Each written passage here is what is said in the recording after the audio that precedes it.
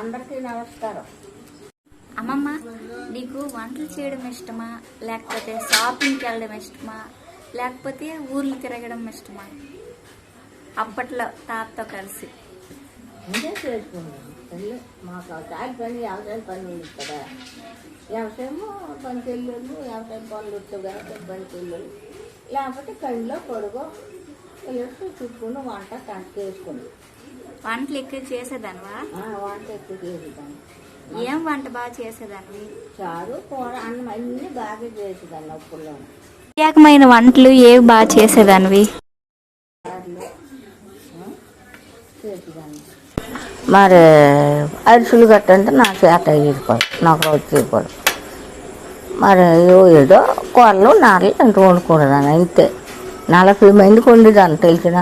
40 మంది కలిసి ఉండేవాళ్ళ?